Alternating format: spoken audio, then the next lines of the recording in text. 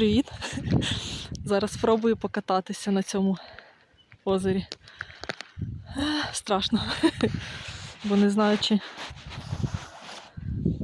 замерзли, чи не зовсім. Ух!